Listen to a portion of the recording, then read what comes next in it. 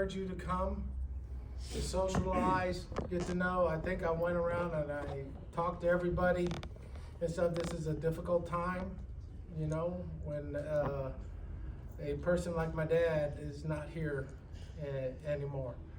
So at this time, I would like to ask my grandson, Joshua Davila, just graduated from high school, is going on a full ride scholarship to New Mexico State University in engineering. So would you come and read the obituary?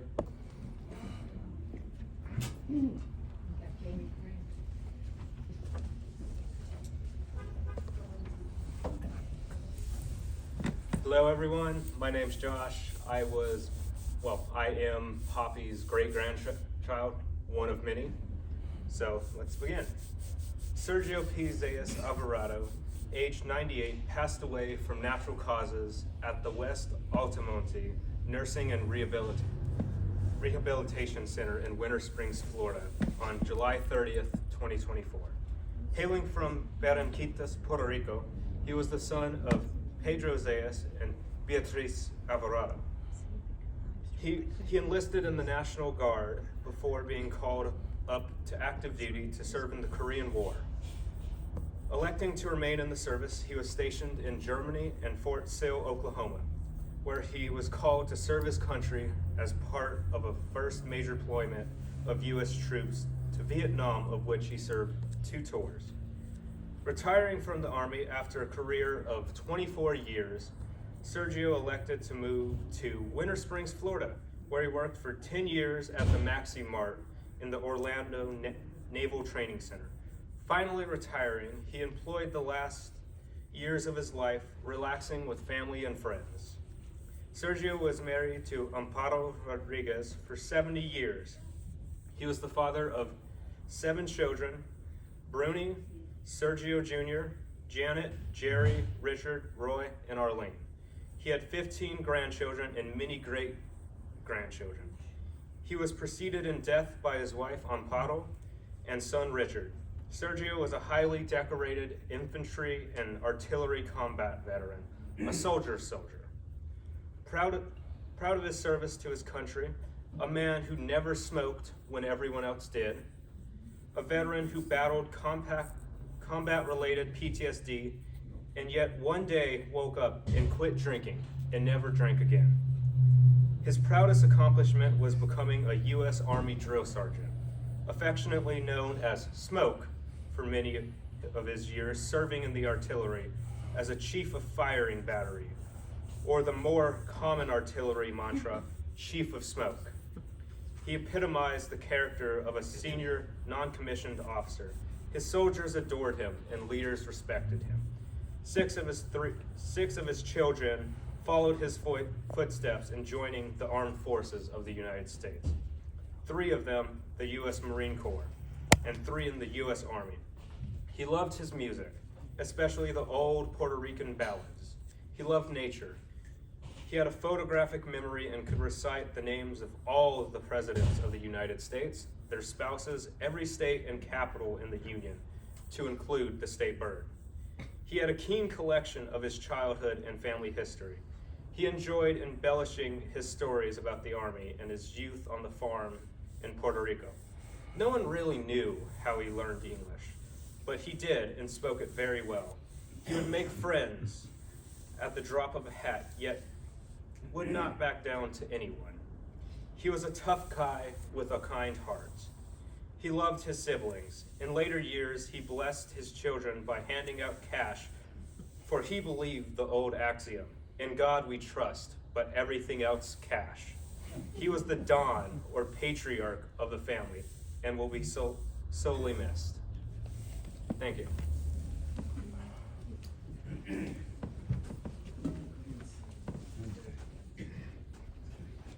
Thanks, Joshua. At this time, I'd like to introduce my uncle, one of my favorite uncles, Pastor Julio Nunez, por favor. My dad accepted the Lord Jesus Christ as his Lord and Savior before he passed away, and I was present when Julio received the words of affirmation. Gracias, tío.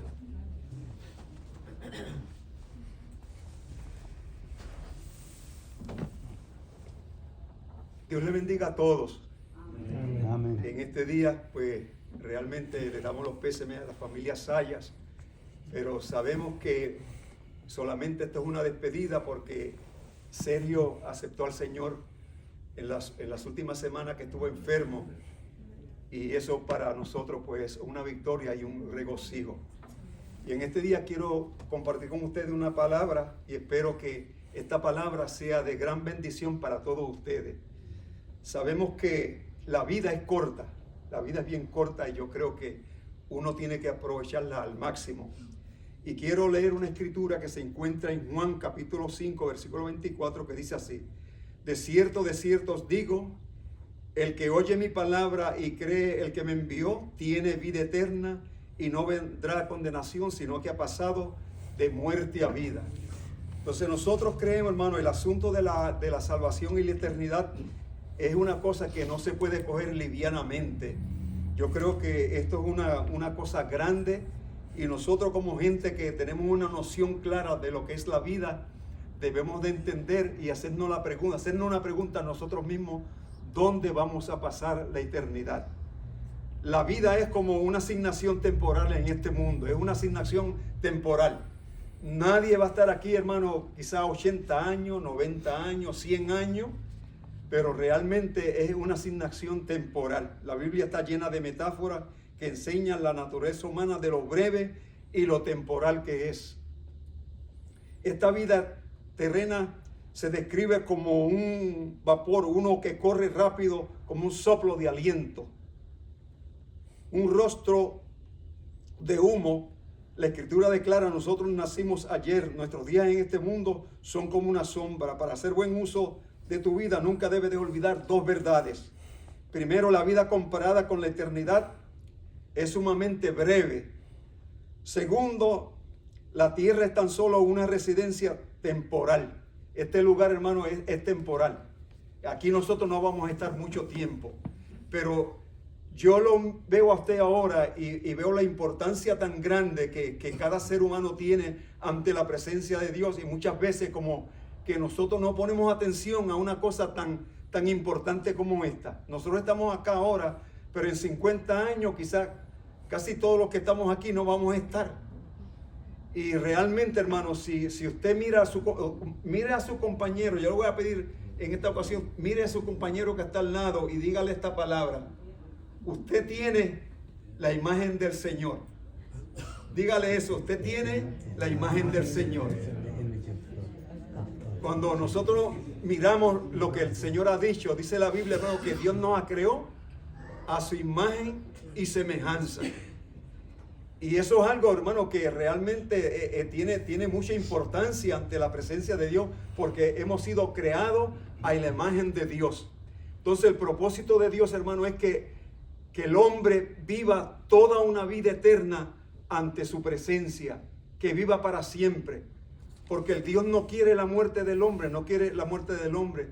La muerte ha pasado a los seres humanos por la desobediencia que hubo en el huerto del Edén, pero Dios creó al hombre para tener una familia y estar unido, porque eso fue lo que Dios quiso hacer desde un principio, tener una familia. Pero lamentablemente el hombre ha caído, y por causa de esa caída Dios tuvo que hacer una provisión de enviar a Jesucristo, su Hijo unigénito, para interceder por los humanos. Hay un texto en el Evangelio de Juan 3:16 que dice así: porque de tal manera amó Dios al mundo que ha dado a su Hijo unigénito, para que todo aquel que en Él crea no se pierda, mas tenga la vida eterna.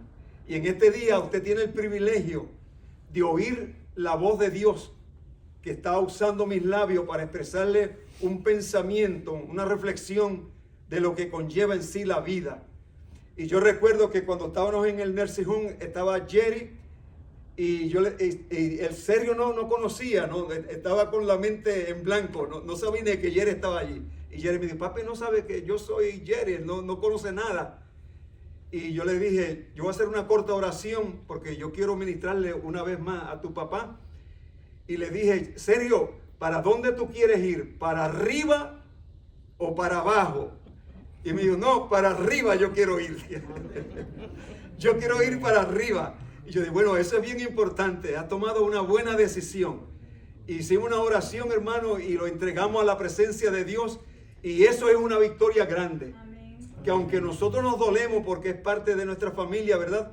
Y los sentimientos del alma están ahí, pero lo importante de todo esto, hermano, es que todo aquel, hermano, que permanece en el Señor, algún día vamos a estar juntamente con Sergio y vamos a estar disfrutando con él, ¿ok? Así que amén. Todo aquel que tiene esta esperanza, hermano, pues prácticamente, aunque nos llenamos a veces de tristeza, pero tenemos una esperanza que algún día vamos a estar con él. Estamos aquí, hermano, solamente de pasadita, gloria al Señor, como viviendo en un mundo extranjero. Este no es su destino final, recuerde bien esto. Este no es su hogar permanente.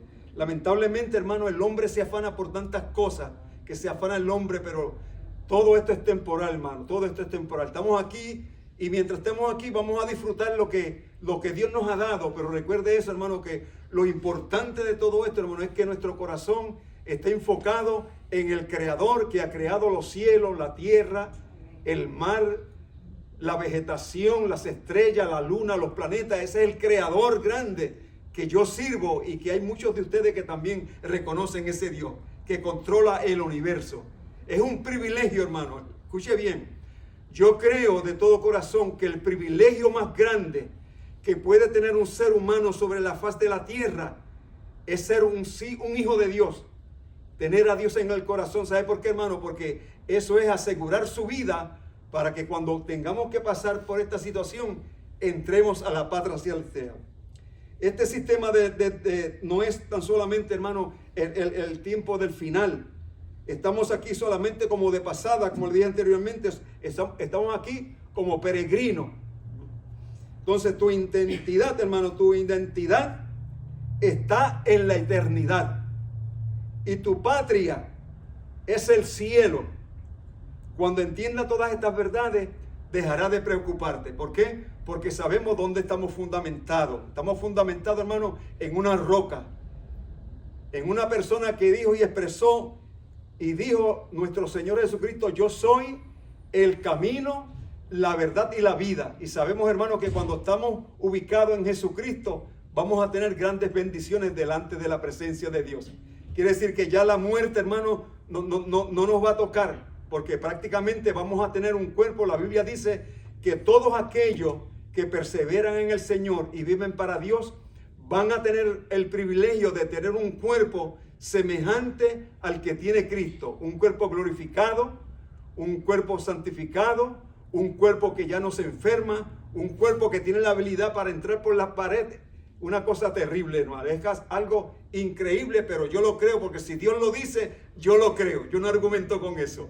A veces hay cosas que son difíciles para la mente humana creer, pero realmente, hermano, Dios es real y nosotros le servimos a un Dios que tiene grandes cosas para cada uno de nosotros. Ahora, yo voy a hacer una pregunta y con esto voy a terminar. ¿Cuántos de ustedes quisieran ir a morar al reino de Dios? Levanten la mano los que quisieran ir a morar al reino de Dios, para yo ver las manos de los que quieren ir a morar al reino de Dios. Levanten las manos los que quieren ir a morar al reino de Dios. ¡Wow! Pues hay muchas manos, hay muchas manos. Pues yo le voy a pedir a todas esas manos que se levantaron, vamos a estar en pie. Esas manos que se levantaron, vamos a estar en pie. Este es un mensaje de 1 hora y lo hice en 5 minutos. 1 hora en 5 minutos. Cogí el extracto del mensaje para predicarlo en 5 minutos. Si usted levantó la mano, hermano, eso indica una buena señal. ¿Sabe por qué? Porque realmente usted ha tomado la determinación de que quiere ir al cielo. Y el único camino que hay para ir al cielo, hermano, es Jesucristo. No hay otro camino. Nosotros no predicamos religión, porque la religión no salva a ningún ser humano. Aquí el único que salva es Jesucristo. Él dijo, yo soy el camino, la verdad y la vida. Y si usted le recibe en esta hora, usted queda apuntado en el libro de la vida. Y si tiene que partir de esta vida, hermano, va directamente al reino de Dios. ¡Qué privilegio! ¿Eh? Sí. Eso es grande, eso es grande. Ahora, yo le voy a pedir que se ponga todas esas manos que fueron levantadas, póngase la mano en el corazón y repita esta corta oración conmigo. Diga, Señor, en voz alta, Señor, en este día, hemos oído el consejo de tu palabra. Nosotros te recibimos en nuestro corazón. Perdónanos, Señor, los pecados que hemos cometido y escribe nuestro nombre en el libro de la vida. Te doy gracias, Señor, porque el todo que te confiesa, tú dices en tu palabra que tú le recibes en tu reino.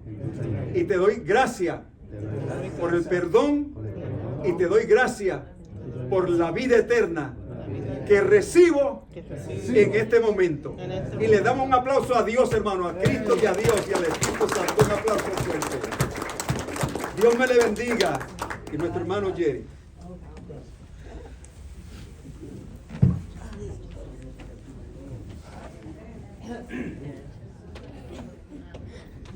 I tell you what, I love my aunts and uncles.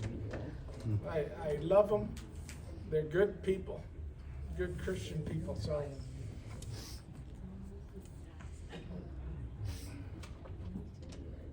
well, the purpose of this eulogy today is not to rehash everything that's going on with my dad's obituary. The purpose is to tell the rest of the story. I want to clarify my dad's birth date. I got some of my aunts and uncles, well, that's not his birth date. No, my dad's birth date on his obituary is based on a falsified birth certificate, which he had to do to get employment. His actual birth date is May 17th, 1927. He was born the same day, May 17th, as his mother. Okay, so I just wanted to clarify that, but for the life of me, I wasn't going to fight Department of Defense and everything else, let's get it right. So I just want to make sure we know that. So there's another interesting fact. My dad never went to Army basic training. Never went to Army basic training. He enlisted in the Puerto Rican National Guard. There, they basically sent people at that time. They had 2 regiments that they were working on, and then when Korea came, they formed the 65th right before Korea. And they would send them when they had availability, but my dad never had the availability to go. So on 3 March 1953, even though my dad was in the National Guard, he was called up to active duty. And when he showed up, the brigade commander in those days, for all the lieutenant colonels here, the brigade commanders had the authority to promote meritoriously people they thought were going to do good. So my dad jumped from private to sergeant, E5 at the time. And so that's that picture you see.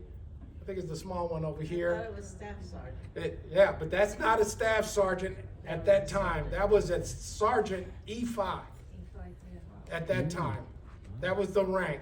And it took me a long time to figure that one out and stuff. So he entered active duty without basic training and went to Korea in 1953 as a sergeant. He was a cook with the 15th Infantry of the 3rd Division.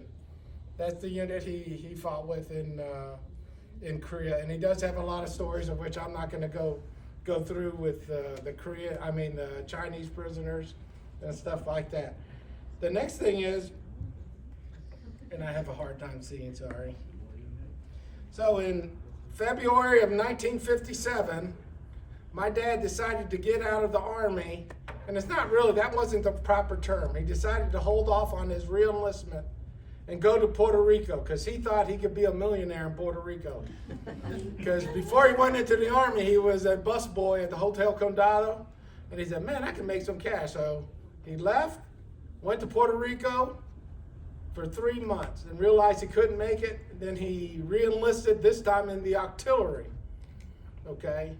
My dad always said that when he went to Puerto Rico that time for those 3 months, he found the 3 bears, the 3 little bears, right? I found bare feet, bare stomach and bare ass. And he went back into the Army, and that's where he got stationed at Fort Sill, Oklahoma. That's where I was born. Okay, so you get a certain timeline. Well, when he got sent back to Germany again, and I remember this, he was stationed in Merrill Barracks, and this is interesting because he served with Alpha Battery, 3rd Gun Battalion, 3rd Gun Howitzer Battalion or something like that, but for the 36th Field Artillery at Merrill Barracks, Germany. And he was on one of those big cannons, 280 millimeter guns, okay? And that's where we were in Germany, in Mill Barracks. And then when we came back, the actual gun that my dad was the chief of section on is on display at Fort Sill, Oklahoma. And I embellished the story and said, my dad brought that gun back. Well, I don't know if that's true or not, but that is the gun. And if you go to Fort Sill, Oklahoma, it's known as the Atomic Annie. It's on display at the Cannon Walk, and my brother and I and several of us go over there all the time to take pictures because my dad used to love talking about that cannon when we were there, and he would show us all the different things and stuff, and that was a highlight of his career. So I would advise you, if you go to Fort Sill, Oklahoma, go to the Cannon Walk, you see the biggest cannon you see? Well, that was Poppy's gun, and that's what we call it today. So I wanted to let that out there. Poppy used to have a lot of stories about Vietnam. Some of you probably heard it. He used to talk a lot about his story, but there was one story that I never heard of. So when I went to United States Military Academy, they have what they call cadet basic training. We call it Beast Barracks. Very hard, very tough. Then once you finish that, you graduate and you go into your regular company, which is 10 times worse because now it's academics. Well, when I got to my regular company, I had an invitation from a Colonel McDonald to come to his house. And I was the only one that had an invitation. And the Colonel McDonald was the post-provost marshal, was the MP, law enforcement. I didn't know who he was. Of course, I was heckled and harassed because I was the only one. Basically, they're, oh, who do you think you are? You're gonna get over because the colonel, okay? Well, I showed up to his house, and he was waiting on me with his wife standing there.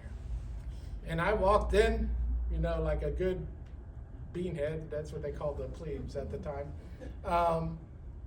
And he looked at me and he had tears in his eyes and he goes, "You look just like your dad." And he proceeded to tell me, "I wanted to see you because your dad saved my life." Wow. I was your dad's battalion commander in Vietnam. Wow. And he proceeded to tell me the story, which is one of the decorations my dad has is a V for Valor, Bronze Star, okay? My dad was a very brave man, but he never did tell me that story, never did tell anybody, okay? So,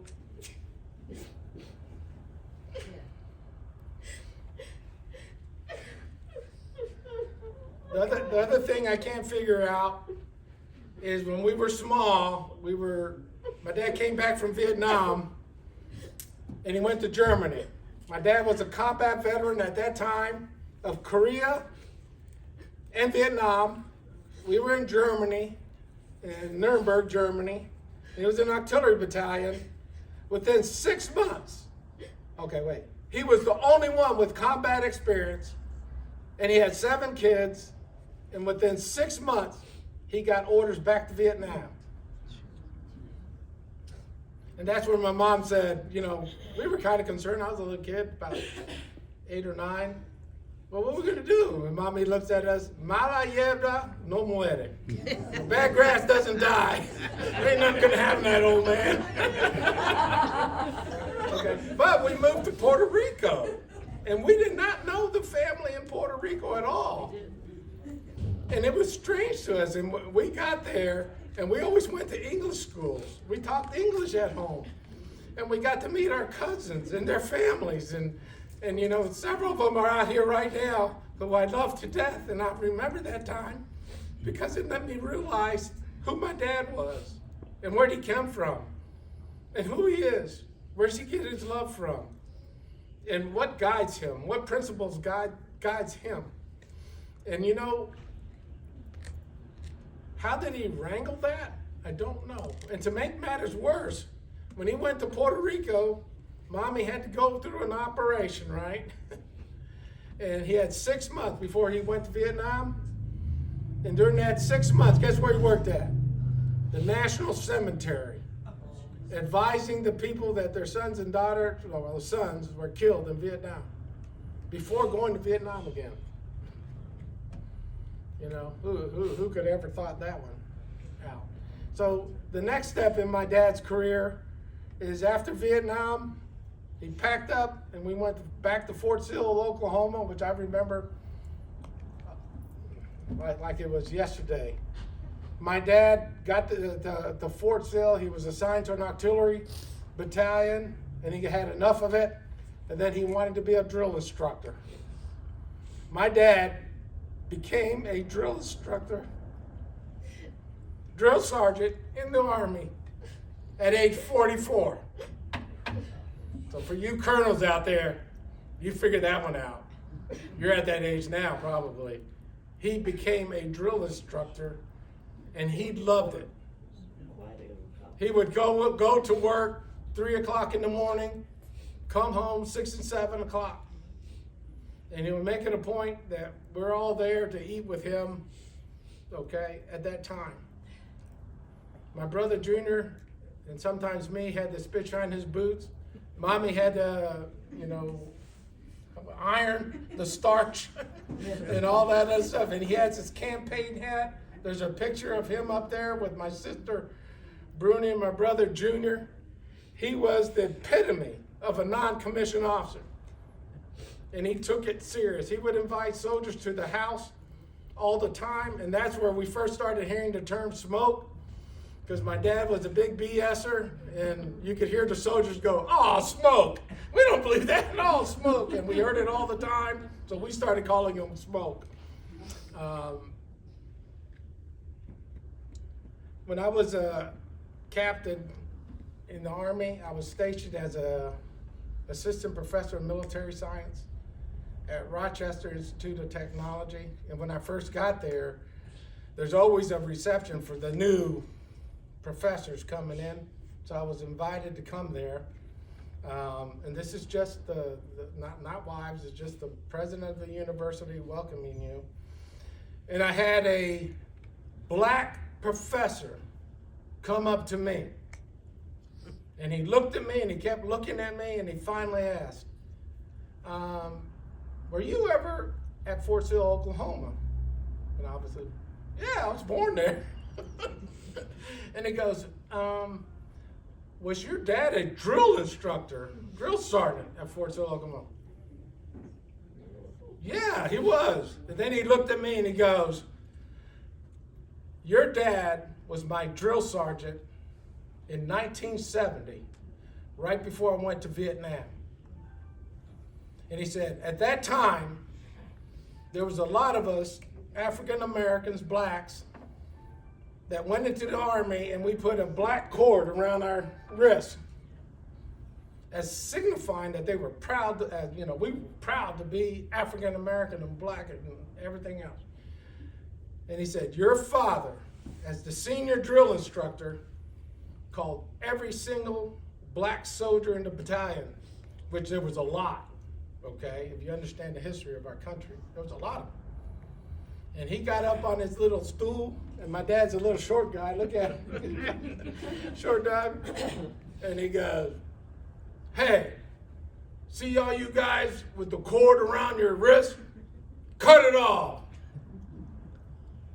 He says, "I could look at you and tell you're black. You need to be proud of who you are. You need to build your character. because you will be judged on character, not accord. And this guy looked at me and he started crying. And he goes, Jerry, I am the professor of imaging science at Rochester Institute of Technology, which is a big department, big money, because of your dad. We became close friends. And it was interesting because since he was in imaging science, they're the ones that did all the experiments and stuff, and he would invite me over to show me what they were doing. Okay? And he was a leader in the African American community in Rochester, New York. And he swore that it was because my dad gave him that.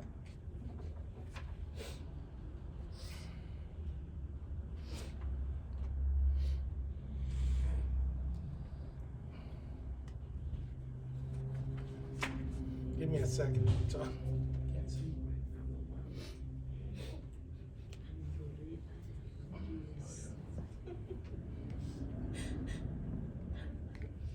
So my dad was a fun-loving, happy-go-lucky guy. He was a jokester. He loved telling his stories. He embellished everything he said, so you didn't know if the truth was coming out or not, okay? But the key thing is he made people laugh. You know, he gathered up the family one time, all the children, and he lined us up because of that famous saying, this old man, you know, the song. The song. And here's one thing he would do, and some of you probably won't translate too well, but he would make us sing it, and we were all proud to sing it because we were singing a song for my dad. This old man, he played knick-knack on my thumb with a knick-knack paddle. I give it all a bone. Sis old man, kagum my home. So what it means is, at the very one, this old man, you know, took a dump. And we would go, no, Papi, it's not that way. They weren't the right way. And somehow we remember that today. You know, my dad had all the soldier characteristics. You know, he could play cards. I mean, very well. He knew card tricks like crazy. And he actually, some that I still use today, he was good at playing pool. He even bought a pool table one time, you know, and showed us how to play. He was a boxer. He liked boxing. He could play craps. Remember the 7 come 11, 7 come 11, whatever. And played dominoes. He also played horseshoes. You know, it dawned on me, you know, he did play horseshoes and he played it very well.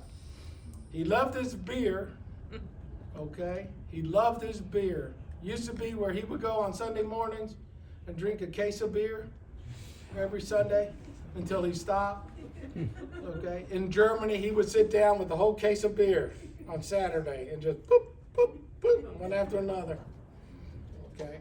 So that's who he was. He managed his money very well.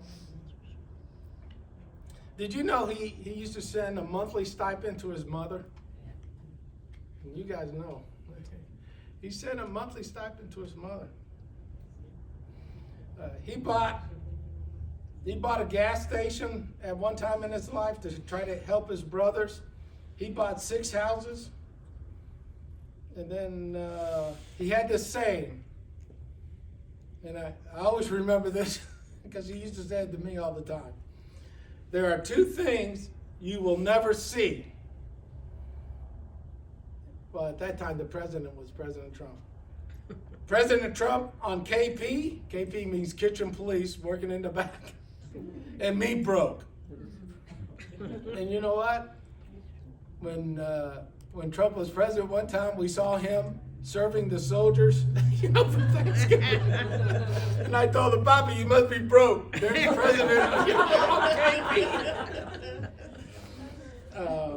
So really think about it, you military guys. He retired as an E7, and look what he did. Look how he managed his money. He did very well. I mean, he wasn't rich or anything, but he did very well. And when he retired, he still had 6 kids at home. Right, and when he retired, he had 6 kids at home. He had several different sayings he had at the end of life that I remember a lot. When he saw something he liked, he would say, beautiful. No. Beautiful, beautiful, beautiful, beautiful, beautiful, beautiful. When you were driving with him somewhere, he would always ask, especially, he says, Roy, do you know where you're going? Are you sure? He would always say, whether he went there a lot of times or not.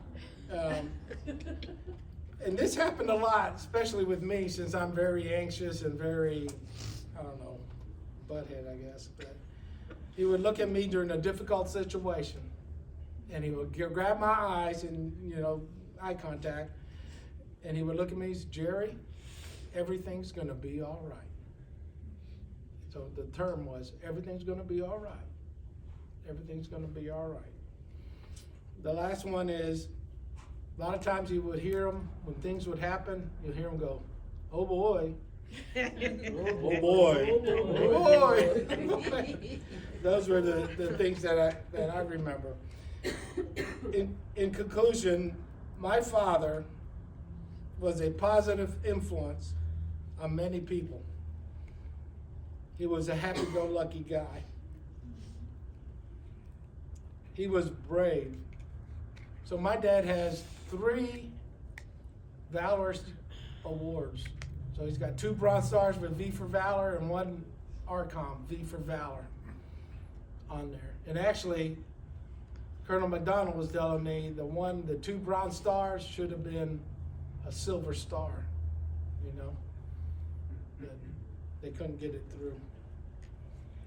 He loved his family and children, and he was a good friend to many. May he rest in peace. At this time, I would like to ask anybody in the audience, if you have a story of my dad or just a saying, please stand up and let us know. These are memories. I got memories, but too nervous to get up there and say it. You can just stay right there. You can stay right there. Stay Yeah, right there. Daddy was also a prankster. When we were living in Germany, and I think I was maybe 4th, 5th grade in Germany. Junior and Jerry decided, we lived on the 3rd floor in the military quarters. They had housing with 1st, 2nd, and 3rd. We lived on the 3rd floor. Junior and Jerry decided to put a tent outside to sleep outside, okay? So one day everybody was asleep. I hear my mom and dad, they're awake, and my mother's laughing. She got her window open. They're out in the tent. And Daddy's throwing shoes down on the tent. I look out the window and they're like, what's that? What's that? He was scaring the heck out of him. That's the way Daddy was. He would do pranks on us like that. And it was just hilarious to see them. They came out of the tent, next thing you know, they were upstairs with a heartbeat. Bunch of chickens. And I was laughing like crazy. But Daddy he is hilarious. Then another time, I was in my room, this is in Oklahoma, when he was a drill sergeant. And this is on a weekend, on Saturday he had off. And I decided I'm gonna sleep in late, like 10 o'clock or something. Next thing you know, I hear like a brrr, brrr, anyway, I didn't know what it was. Okay, he had snuck in my room, and I heard that noise again. And I see the door open a crack, right, and he's looking, and I go, what the heck's going on? And I hear that noise again. He had put a locust on my bed. And I screamed, put the covers up, screaming my head off. And you hear my dad running down the hall laughing his butt off. So he was a prankster. He liked to prank a lot. And another thing I used to get from him this is when I was older and I was 18. We'd sit and talk a while. You know, after dinner, we'd sit and talk with Daddy. And then I'd say a comment, and he says, "Quit acting like a woman." He would tell me. I go, "But Dad, I am a woman." "You male chauvinist," I told him. But that's the way he would always tell me. Every time I say something stupid, or he'd tell me, "Quit acting like a woman." That was Daddy. That's the way he was. There was other things, like the time when Jerry and Junior, they were both teenagers. Junior was oldest, of course, and taller, longer length arms and everything. They got into a fight, a fist fight. And I was there trying to watch TV in the same room, right? And I don't like to see them fight. I started screaming my head off. Daddy would go to bed early because he was a drill sergeant. He had to get up early. And I'd scream my head off. Next thing you know, Daddy comes out in his underwears with the belt. And it was all over. He starts spanking Junior and Jerry. He kicked them outside in their underwears, because they were in their underwears. In their underwears in the backyard, and he locked all the doors. "You're sleeping outside. You're gonna act like animals, you're gonna sleep outside." And then he sent me to my room. Thank God I didn't get spanked. Anyway, but I usually got spanked because I got the loudest mouth, the biggest voice. Okay, I got spanked because of that, like 7 times a day, I swear. Anyway, but he sent him outside. Next thing you know, Jerry and Junior would knock on the window. "Janet, let us in, let us in." "I'm gonna let you in." And then we waited, I went to sleep, waited in the morning, and then right before like daylight, I get that knock on the window. It was Junior. "Janet, let us in, because they're out in their underwears, and we had chain link fence. Anybody can see us, you know? So finally I went over there and I opened the slide door and I let him in. But that's tough. That's how Daddy was, man. You go outside, you want to act like animals. He told them, you know. But that was the last time I saw them fight. But I was upset. I was crying and screaming. You don't like to see your brothers, you know. Okay, fight. Okay. Okay. This is Master Command Sergeant. I wasn't going to say anything, but it just reminded me, when I went in the military, he's the one that brainwashed me into going into the military. At that time, they were allowing married women to go in with children. So I went in, and I was scared shitless, but I didn't, you know. Anyway, he talked me into it. My first assignment was Fort Sill, Oklahoma. Assigned to the same training brigade that my father was the drill sergeant. But I was the supply clerk for the brigade, and he was in a different company, a battalion. And the command sergeant major and Daddy were buddies. So I had it great, because you would take care of me, you know? So then I heard, the first time I heard, Daddy was 44 years old as a drill sergeant. He was called the grandfather of the drill sergeants. And we see each other, and I would see him at the time, he had females in his platoon, in his company. He'd be yelling at him, he'd be doing drilling them and stuff. But I never, and then this is one last thing. In Germany, I was in junior high, and the thing was, as a junior high, as a teenager, you're gonna try something stupid. So I went to the PX one day, and I saw some jewelry, you know, and I had a magazine, I stuck it in, they rolled it up, and I got lucky, I walked out, I didn't get caught. So I go in the house, and I showing it off to Mommy. The kitchen, one way out. I show it to Mommy, Mira, Mommy, this. And I did not know Daddy was behind me. With the belt. When you saw Daddy with the belt, you better run. Exactly. He caught me and right on my leg. He never hit none of us. I don't know about you, but in our legs. All good in our legs. Now my mother, you can claim abusive.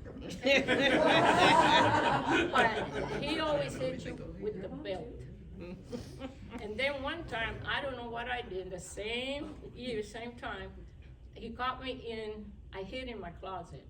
And he caught me there and hit me with the belt. That always the case with the belt. And then another time, the same time frame, I got following a friend. I did something stupid, and he restricted me to the house, to the apartment, for 15 days. I could not go out, but to school and back. Do you think I finished 15 days? No, because he had a soft heart. He didn't finish it, but I learned, you know. That's one thing, you learned. He wasn't, now my mother, you saw the hand. If you saw her raise that hand, you better get the heck out. Because she didn't care where she hit, that hand landed. The face, the head, the ear, anywhere. Anywhere. But she had 7 kids to raise, and he was out, you know, other places. So she was the tough one. But Daddy was more the teacher, because he would talk to us. On the table. Yeah, the table. And then, again, at that time frame, I learned from him. He would tell me, I was the oldest, you know, Bruni, a female should have her skirt, her slip. Remember, we used to wear slips. Her slip should be always clean. Her bra should be always clean. In other words, her interior, you know, like, I said, okay. I don't know what he meant by that. So I said, well, Daddy, if that's the case, I need more slips, so I need some money so I can go buy it. He gave me the money. Those things, but he always had an advice. He wasn't, I can say he wasn't abusive. He's a horny toad, and you know I'm right. But he wasn't abusive. Okay, thank you. I relate to that. I'd like to say something. I'm gonna say it for all the grandkids, since I'm the oldest grandchild. Y'all didn't grow up with Papi like I did. Yes. I was there when Papi was a drill sergeant. He would come home with those boots. When you guys he would sit on the sofa, they'd be watching Kung Fu. Remember Kung Fu? They'd be watching TV. Papi would sit on the sofa, legs spread, take off those boots. He didn't play no games on that. And I remember all those times in Oklahoma. But the thing that I carry with me today, his fortitude. He instilled fortitude in all of us. You did not wear your ethnicity as a calling card. You went out and did your best and built everything on your character. Your Latino-ness, Hispanicness was not your be-all, end-all. You went out there and did what you did based on who you were. That was one thing he always instilled. And I remember him, you know, when he was sitting at the table, if he called your name, boy, that terrified me. Because it couldn't be good if he called you to the table. If he said your name. If he called me Teresa, I knew something was up. If he said Tere, everything was okay. But when he said Teresa, wasn't good. But one thing he always told me, and I didn't have children, but he always said, when you have kids, I think he said that to me and you don't name it Juan, Miguel, Julio, whatever. You didn't name them a Spanish name, American. When you filled out your paperwork, you were not Hispanic, you were white. I don't know why he always said that, but that's, again, you went based on your character. I don't know if he was really talking about assimilation, but he really didn't say it like that either. But you went and did your best for everything that you did, and that's one thing he always instilled. College, he always pushed that. I went later in life, I didn't follow that. The money thing, definitely. Always talked about living below your means. Didn't follow that either. I was the hard head one. But Papi was not very, like Mommy. Mommy always gave you hugs and everything. Papi was not that person. He didn't show that love like that. He didn't show his love like that. He showed it monetarily, that's for sure. But his advice. Yes. Always his advice. And One thing I remember, when I came back from Hawaii, I moved in with Mommy and Papi for a little bit. Papi, it was weird for me because I was older. He was excited that I was moving in with them. He went, got me a desk, got me set up in the room so I could, I don't know, use a computer or something, but he was so proud of that. And I had to go to the unemployment office to file for unemployment. He drove me to the unemployment office. He was so proud that I was doing that and that I transferred with the job here. He was proud of that. But he drove me, and that was a death-defying drive, that he drove me in his truck with no AC in the summer. I was terrified, but he loved when you were taking charge of your life, and that made him so proud, because he didn't like complacency. He didn't like you to sit still and not do anything. And that's one thing he instilled. I don't know about the rest of y'all, when you came and visited, if he sat and talked to you and gave you those words of advice, but that was his expression of love. You know, and I always wonder, I was like, man, he never was really, you know, huggy, kissy grandpa. He wasn't that person, that wasn't him. But he showed his love in different ways. And that's one thing I always remember, and that's one thing I carry with me. Because I always tell people, it's like, you know, when my grandparents came here, they didn't know the language very well. They made do. And they didn't rest on their laurels waiting for somebody to give you the hand up. They did, and that's what he did. That's the one thing that, I carry both of them, both him and Mommy. Mommy era dura, bien dura, él también, gracias a Dios. Because he didn't, I think about that, I think of so many people nowadays, they just want people to give, and they moved on. They did what they had to do. So if you remember anything about Bobby, just remember that.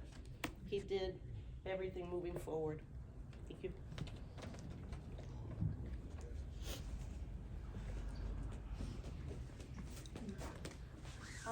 Hello, I'm Jerry's daughter, Marna.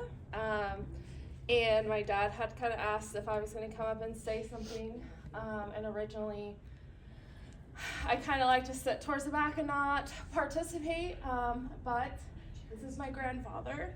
So I kind of wrote down a few key things because, you know, he was talking about like, oh, funny stories and this and that. And I'm only 37, so by the time like my memory kicks in, Grandpa's older, and my biggest memories, you know, are all of the summer vacations coming to see Grandpa and Grandma.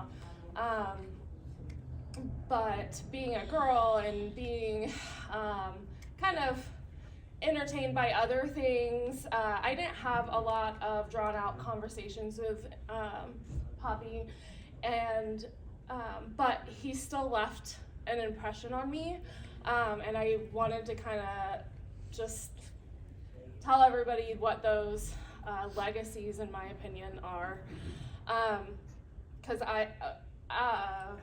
sorry.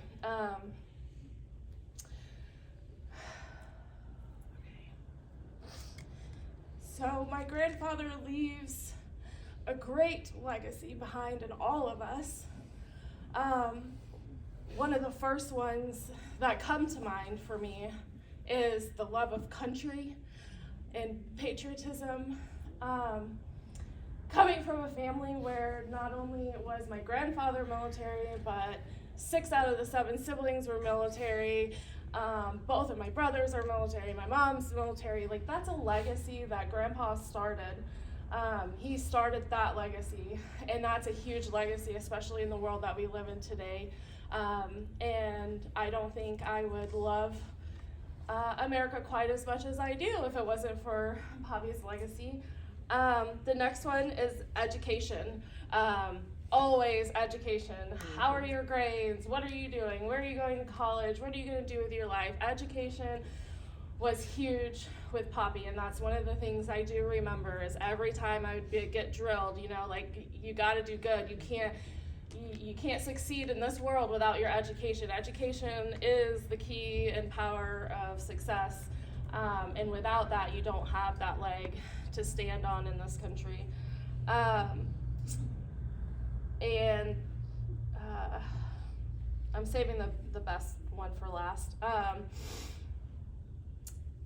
but stories in general. So yes, I remember him telling stories, and I remember listening, but I can't really tell you what the stories were. That's just not how my memory works. But I remember, you know, lots of laughter, lots of embellishment, lots of joking around, and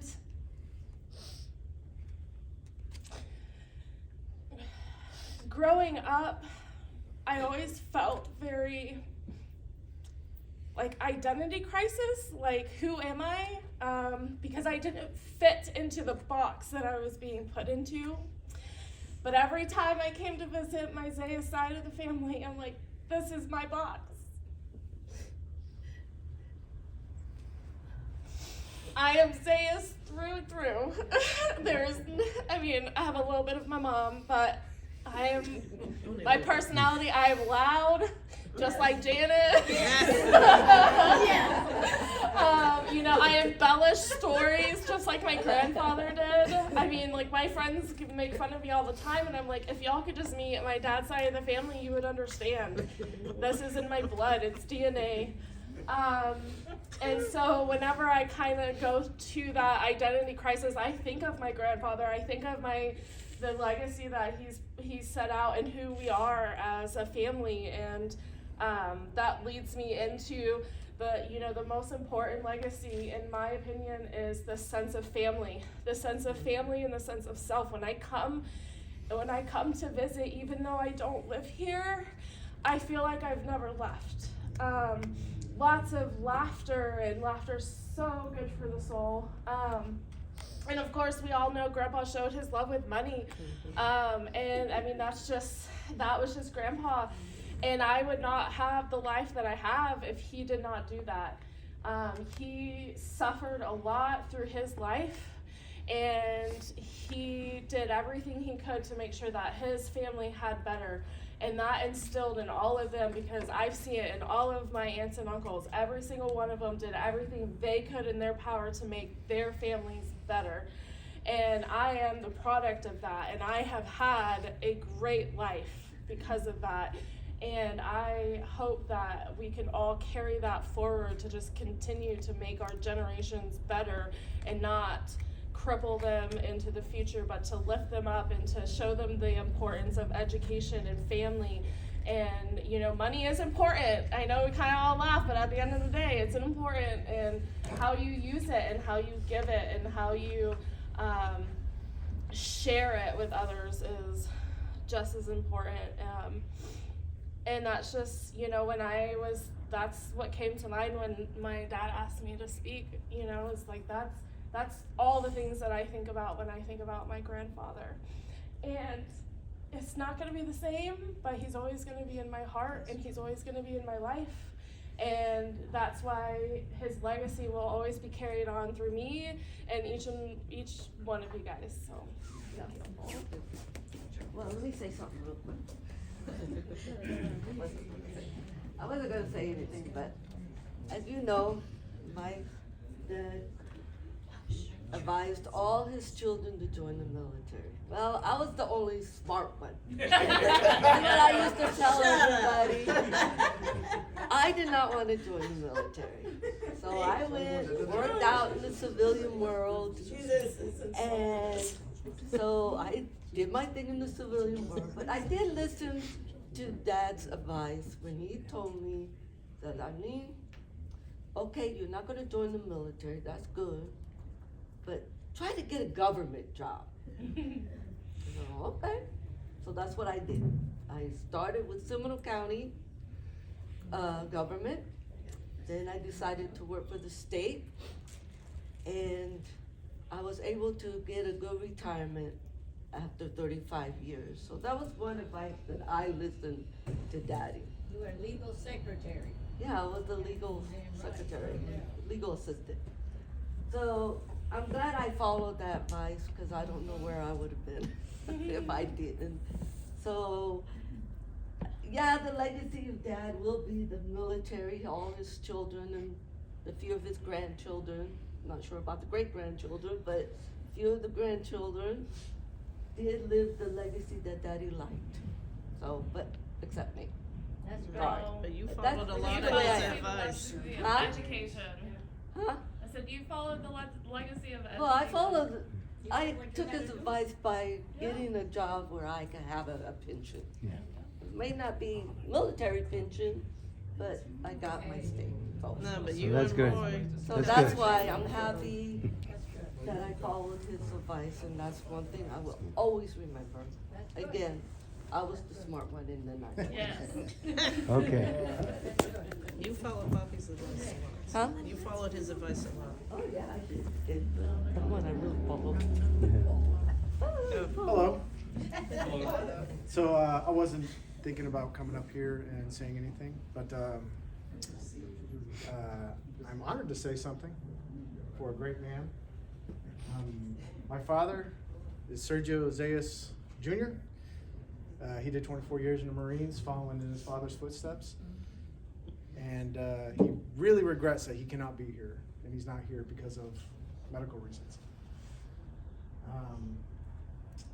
So my father would have a lot of things to say, but he's always too cowardly to come up here to tell his stories.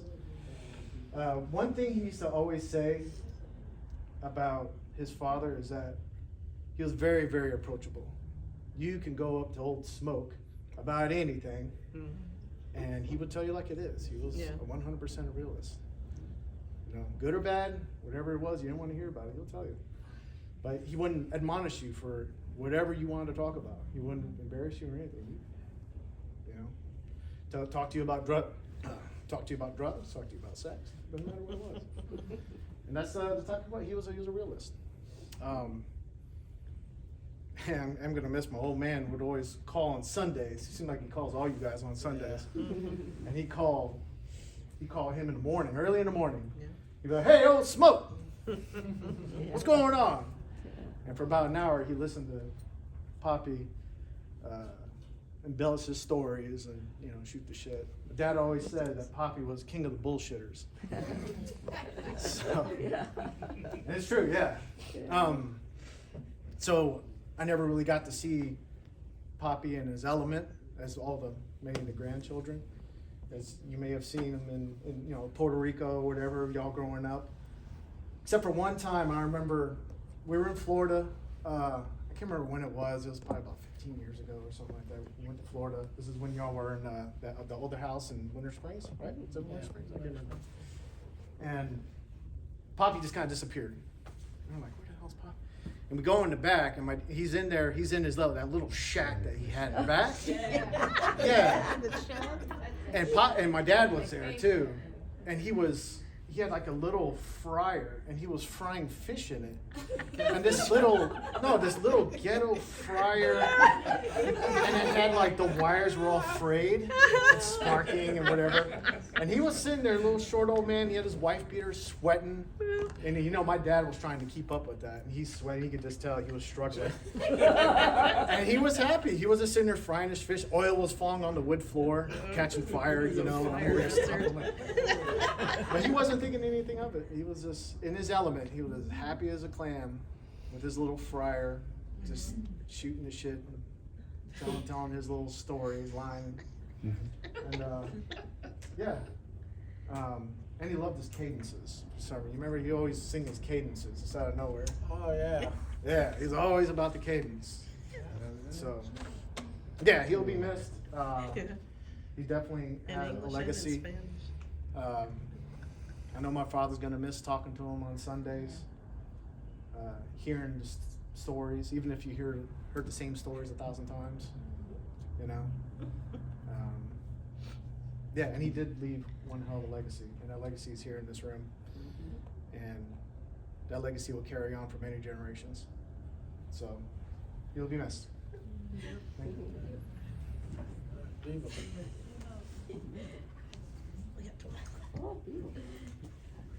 Hey everyone, my name is Soledad. I'm Jerry's daughter. I'm the baby grandchild, the last one. And grandpa, I lived my whole life in Bolivia. I recently moved here, so I just saw him like on vacation. And like I said, he will show his love to me with money.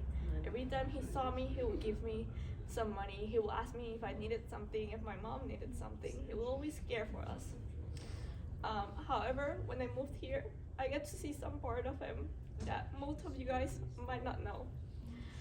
I don't know if it was because I was a baby or because I got to see old grandpa. I don't know why, but I got to see his affectionate side.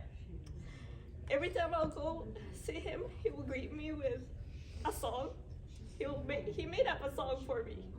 He will say, Soledad, Soledad, Soledad, esta noche estás muy bella. Every time he saw me. And he will ask me to give him a kiss and hug. I will go there and be there with him. I will make sometimes breakfast for him, and we will talk about different stuff. When he got sick, I will go see him almost every day. And every time he saw me, he would go, oh, Soledad, mi nietita muy linda. What my beautiful daughter, my beautiful nietita. And he will ask me to go kiss him and give him a hug. He will ask me to go lay down with him. And I have one story that I really want to share. That it's one time I was laying there with him, and he was hugging me. And he goes, Soledad, I love you. I love you so much. You're my granddaughter, my baby granddaughter. And I want to tell you that I'm here for you. I'll always care for you. And I really, really love you so much. And he told me, I want you to meet your goals. And that's where he signed off. You have to do with your life goes on. He goes like, I want you to meet your goals. I want you to be a doctor. I don't know how much I'm gonna live if I'm gonna be able to see that, but I want you to become a doctor. I want you to promise me that you will do what you have to do. And I want to tell you that I'm proud of you. I'm proud of everything that you have done, and I love you. I love you so much. And he kissed me, and he gave me a hug, and I slept there with him, or I took a nap there. Well, some people I like to sleep, so I took a nap there with him. And it was funny because I was here, he was awake, and he was hugging me, and the nurse came in, and he goes, oh, she's my granddaughter, don't think I'm a weirdo. I laughed because don't think I'm a weirdo, he's my granddaughter. It was funny. But I remember him as a loving, affectionate grandfather. And that's what I carry with me. And the promise I made him that I will become a doctor, it's now one of the reasons that drives me to become a doctor and meet my goals. So yeah, I wanted to share that I got to see the affectionate, hanging, loving part of him. I will always miss getting home and not hearing his Soledad, singing and claiming for me, like he did. Sometimes he will even sing it in his room alone, like at 1 a.m. in the morning. So yeah, and I wanted to share that and so that you guys see that I get to see that part, and I'm grateful for that. Thank you. Oh, my baby.